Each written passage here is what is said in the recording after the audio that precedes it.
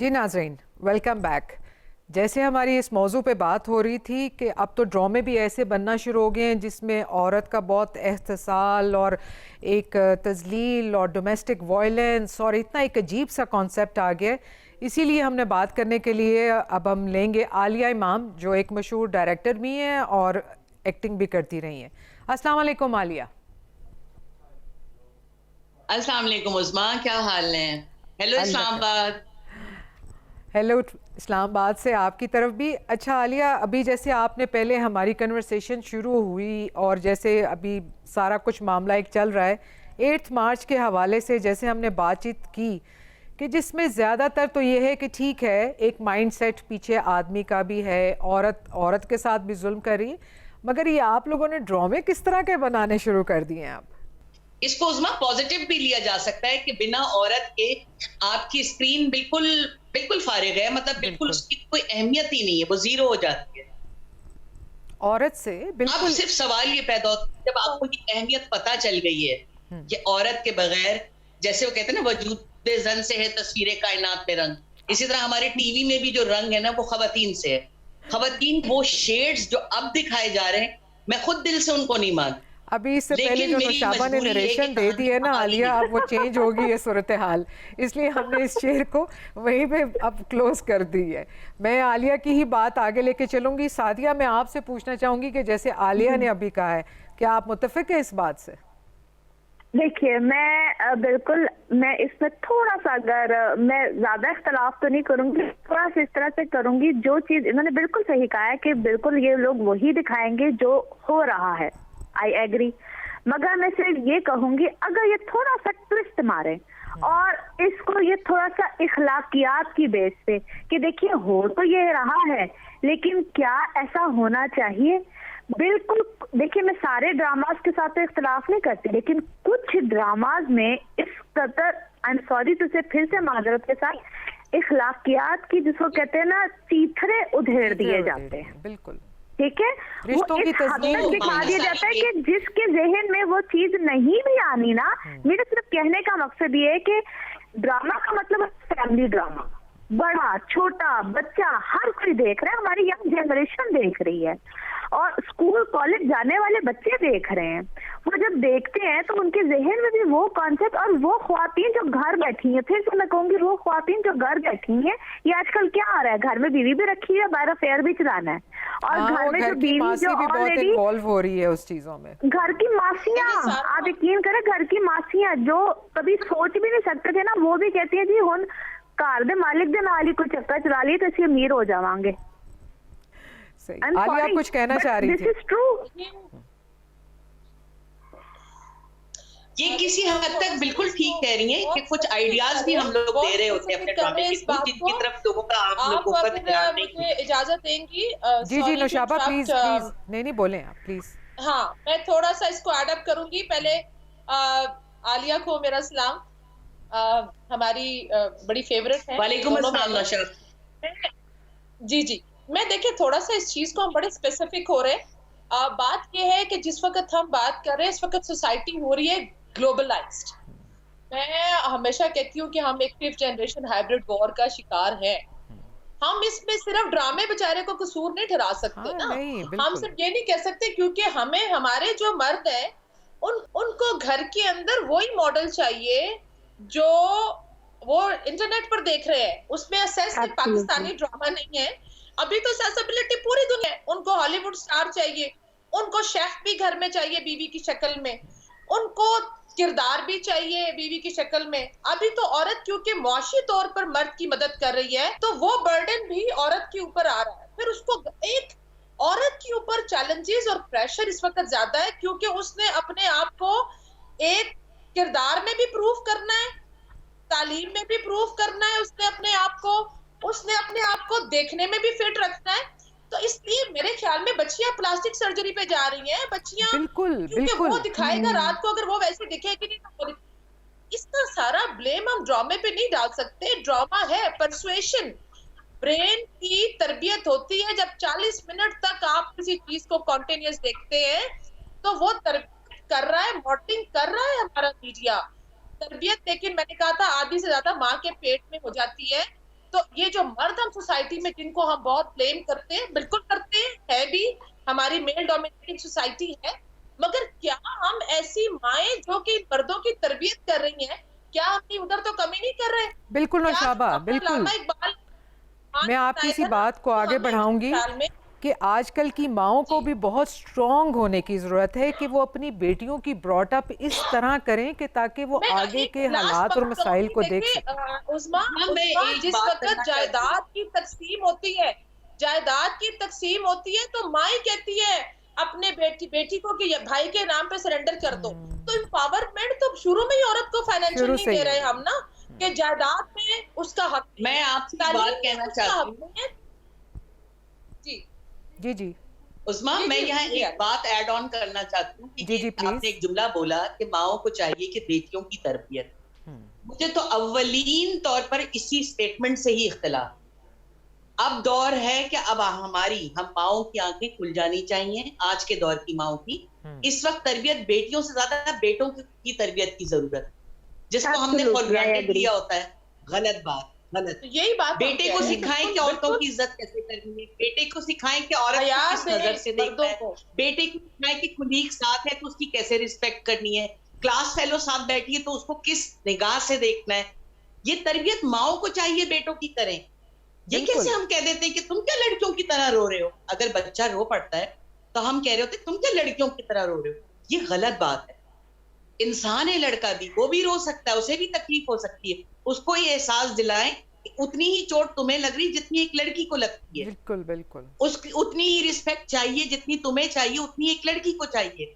दोनों human being है। पहले तो ये एक रियलाइजेशन होनी चाहिए कि हम कब छोड़ेंगे ये हरकतें करना के लड़कियों की तरबियत। एक सोच को तब्दील करने की जरूरत है। सबसे पहले कंक्लूजन ये है कि एक सोच को तब्दील करने की जरूरत है। एक जो माइंड सेटअप हमारा ऐसा हो चुका है कि जिसमें हमने माओं ने ही अपनी बच्चियों को कहा है कि बेटा आपने दब के रहना, आपने नहीं बोलना, आपकी शादी होगी या बस आपने उधर करना है हर चीज़ को। वो इसी तरह ही है कि शायद इसीलिए हम ये बात करते हैं कि सिर्फ माएँ नहीं, माँ बाप को अपनी औलाद की तरबियत इस तरह ज़रूर करनी चाहिए। अगर उनके घर में बहू आ रही है तो वो या उनकी बेटी आगे जा रही है, जिसमें दोनों सूरत हालों में एक वो बैलेंस जिंदगी गुजार चुके हैं। मगर आपने बड़ी प्यारी बात कही है उस्मा। ये देखिए, ये जो करेक्टर प्ले करना होता है ना, ये हम लोगों ने हर चीज जो एक औरत के कंधे पे डाल दी है कि माँ ने ये करना है, माँ ने ये करना है। देखिए बेसिकली पेरेंट्स यानी कि माँ और बाप जिनसे इतने पिलर होते हैं घर का। बिल्कुल बिल्कुल। ये माँ ने भी करना है, बाप ने भी करना है। अगर हम थोड़ा सा कोई जी बेटी से कोई गलती हो जाए, बहू से कोई गलती हो जाए, तुम्हारी माँ ने तुम्हारी तरबियत ठीक नहीं की, और भाई बाप का कोई रोल नहीं है, बाप ने कुछ नहीं किया। हम हर चीज बेसिकली जो औरत पे डाल देते हैं ना, माँ की तरबियत, माँ, और भाई बाप की तरबियत कहाँ है? बाप ने कहाँ तरबियत की? हालांकि बाप की तरबियत ज्यादा असरअंदाज होती है बच्चों पे। ये बिल्कुल, मैं ये समझती हूँ कि आज अगर हम बैठे हैं ना यहाँ पर बात कर रहे हैं, तो ये इज्जत, आप औरत को सिर्फ इज्जत, हमें ये रिस्पेक्ट डिग्रियों ने नहीं दी ना, ये कॉन्फिडेंस डिग्रियां देती हैं ना, मुआशरा एथिक्स और मॉरलिटी पे कोई डिग्री है। ये आपको वालिद, हमारे यहाँ बच्चियों को मैंने देखा कि जिन बच्चियों को वालिद की सपोर्ट है, वालिद रिस्पेक्ट देते हैं, डिसीजन मेकिंग, फैसला साजी में उनको कॉन्फिडेंस देते हैं, उनको साथ बिठाते हैं, मैंने देखा कि वो बच्चियां मुआशरे में ज्यादा रोल पे इंटरेक्शन मर्द के साथ, पहला मर्द कौन सा होता है? ज्यादा पुरतमाद बच्चियां वो होती हैं।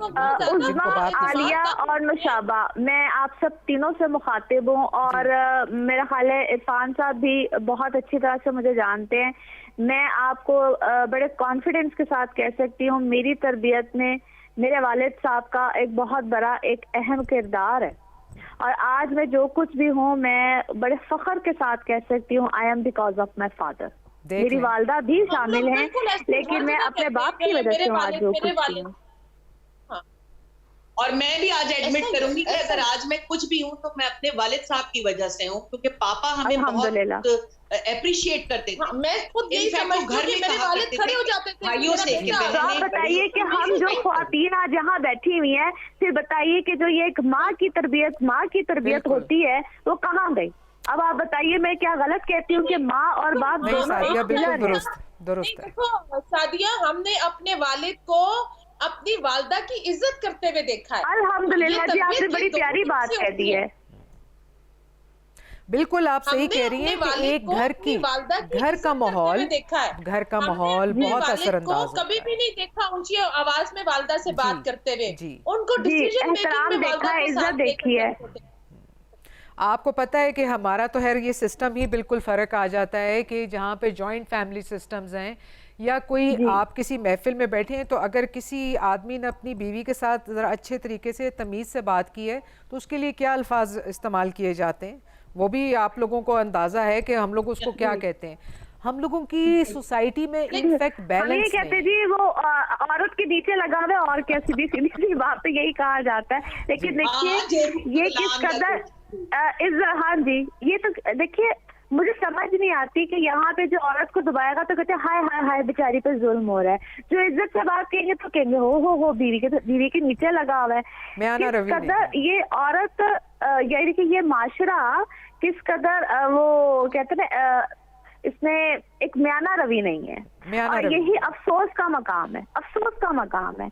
यहाँ पे जो रिस्पेक्ट देता है उसको भी बात की जाती है, जो डिसरिस्पेक्ट करता है उसको भी बात की जाती है। तो बात ये है कि आप कह रहे थे कि हमें अपने अपने रवैयों में बेसिकली तब्दीली लेकर आनी है, या हमें अपने अपने रवैये चेंज माइंडसेट, हमारी सोच, हमारा रवैया, हमारी रोजमर्रा की रूटीन में जो एक चीजें आती हैं, क्या अगर है कि आप हमारे पास ऐसी एग्जांपल्स भी हैं, हमारे पास ऐसी एग्जांपल्स भी हैं जिसमें सिंगल पेरेंट ने, अल्लाह ना करे वालिद का इंतकाल हो गया, मैं ऐसी बच्चियों को जानती हूँ जिनकी सिंपल माँ ने, अकेली माँ ने तरबियत की है और बहुत ज्यादा अच्छी की है, और उसके लिए उसको बड़ी स्ट्रगल करनी पड़ती है सोसाइटी से।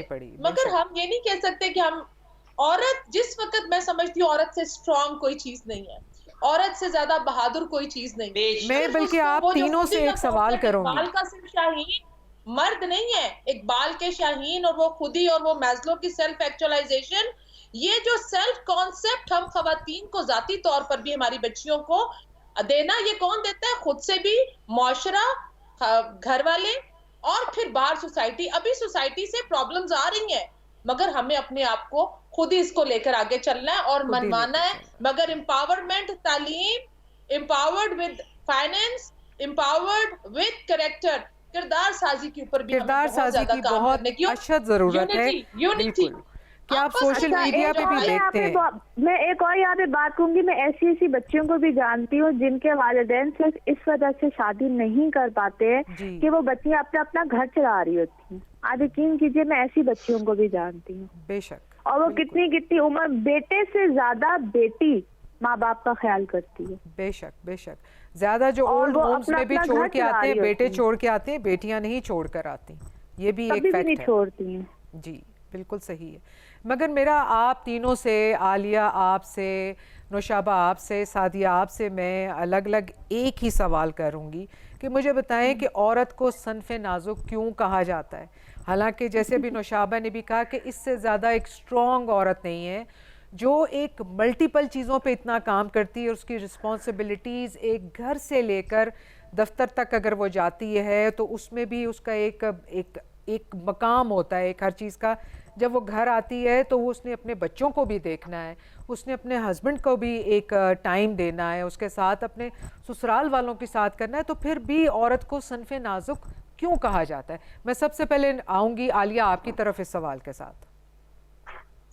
जी उस्मा, जवाब आपने खुद ही दे दिया कि एक औरत जो इतनी मल्टीटास्किंग करती है लेकिन पूरी नजाकत के साथ करती है, चीखे चिल्लाए बगैर करती है, अपना फर्ज समझ के करती है, अपनी जिम्मेदारी समझ के करती है।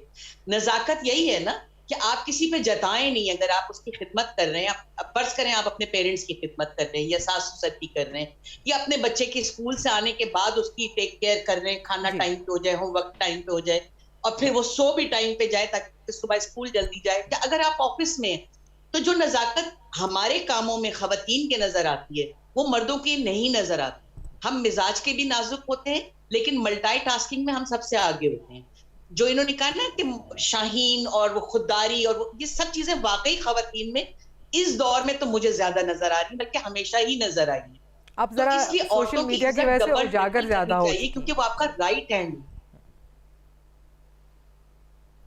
बिल्कुल। अब मैं नौशाबा आपसे पूछूंगी, प्लीज़ मुझे आप ज़रा बताएं कि सनफ़े नाजुक को इतना तो नहीं करना चाहिए कि सनफ़े नाजुक है, इससे ज़्यादा देखिए तो स्ट्रॉन्ग ही नहीं। नजाकत भी जी जी, देखिए एक चीज है, मर्द और औरत दो डिफरेंट स्पीशीज है, मैं समझती हूँ, बिल्ट ही डिफरेंट है उनकी, अल्लाह ने जब जिसने मखलूक तैयार की है, औरत किसी तरीके से भी कम नहीं है मर्द से। जहां तक अगर मैं आपको अपनी जात की बात बताऊं, मैंने आपसे कहा कि हमने तालीम की, तो मैं कहती हूँ जितने में हमने पढ़ा 4 आदमी पास हो जाते हैं। मैं आपको ताकत में बताती हूँ, जब हम जिम कर रहे थे जी तो मेरे से ज्यादा ताकत किसी आदमी में नहीं थी उधर। ये यहाँ की बात थी, जहनी तौर पर ताकत में मैंने कहा आ जाओ मुकाबला कर लो मेरे साथ, फिजिकली आकर आप जिम में ट्रेनिंग करके दिखाओ कि मेरे से ज्यादा कर सकते हैं। स्टेमिना फिर आपका पैसा, अच्छा। हमने कहा और मनवाता, मसला ये है कि हमें मनवाना पड़ता है। सादिया, मैं आपकी तरफ आऊँगी, मुझे यही बताएं कि इस चीज़ को आपके लिए क्या है, मतलब एज ए एस्ट्रोलॉजर और अब बाकी चीज़ें जब आप ये देखती हैं तो ये आप इसको किस तरह इस एक नफ्सियाती तौर पे तो नहीं, मगर हम कहेंगे कि जैसे एक वो मुस्तकबिल का हाल जानने के लिए उनकी सबसे ज़्यादा क्या इस चीज़ में आती है कि जी हम आगे क्या बढ़ सकते हैं? क्या औरतें आपसे अपनी ये कैरियर के मुतालिक भी सवाल जवाब ज़्यादा करती है? बहुत ज्यादा करती हैं, बहुत ज्यादा करती हैं। और मैं आपको बात बताऊं, मैंने जो देखा है ना कि they really want to do something for themselves. वो कहते हैं ना कि मैं आगे कैसे बढ़ूं। और यहाँ तक कि आपने सिंगल मदर्स की बात की थी, तो यहाँ तक कि मैंने अक्सर देखा है कि वो अपने बच्चों के लिए अपने से बढ़कर कुछ करना चाहती हैं कि हम अपने बच्चों के लिए कुछ कर दें। उनको ज्यादा फिक्र होती है कि हमारे बच्चों का फ्यूचर कैसा होगा। आप यकीन कीजिए, उस वक्त मैं कई दफा लरस भी जाती हूँ कि एक माँ अपने बच्चों के लिए। और फिर मैं एक और बात को, ये अल्लाह का शायद निजाम है, ये मेरे अल्लाह का निजाम है। और मैं कई दफा अल्लाह की शान भी देखती हूँ। वो कहता है ना कि एक माँ, आप सोचिए कि जब अपने बच्चों के लिए सोचती है तो वो 70 माँओं की दर्जा रखता है और अपने हर शख्स के लिए वो सोचता है, हर इंसान के लिए सोचता है। और एक मैं यहाँ पे बात जरूर कहूंगी, मैं आप सबसे एग्री करती हूँ। आप सबने बहुत प्यारी बातें की, बहुत अच्छी अच्छी गुफ्तगू की, and I am really impressed. मैं आप सबकी ही समझ लीजिए फैन हूँ। मैं आप अपनी तीनों मुअज़्ज़ज़ मेहमानों का बहुत बहुत शुक्रिया अदा करती हूँ। बहुत मज़ा आया बात करने का, एक बहुत अच्छी मेरी हमने बातें की। अल्लाह करे कि जो हमारी आज की औरत के लिए बहुत अच्छी साबित हो। बहुत शुक्रिया आलिया, बहुत शुक्रिया नौशाबा, बहुत शुक्रिया सादिया। जी नाज़रीन, तो बात हो रही है सोच को बदलने की, मगर अफसोस अभी भी कुछ ऐसे हिस्से हैं कि जहाँ पर आप एक औरत फाइटर, पायलट, सर्जन, बेहतरीन उस्ताद, गर्ज हर शोबे में, मगर आज भी किसी हिस्से में एक औरत ऐसी भी है कि जब वो ताली बजाती है तो उसको कत्ल कर दिया जाता है। जहाँ पर वो आला तालीम के लिए बाहर निकलती है एक बच्ची, तो उसको गोली मार दी जाती है। इसके लिए बहुत एक सोच को, एक जहनियत को, एक माइंडसेट को बदलने की ज़रूरत है। इस शेर के साथ हम अपने प्रोग्राम का इख्तिताम करेंगे। क्या फ़रिश्ते चले गए कंधों से कि लोग अब लोगों का हिसाब रखते हैं। इजाज़त दीजिए, अल्लाह हाफ़िज़।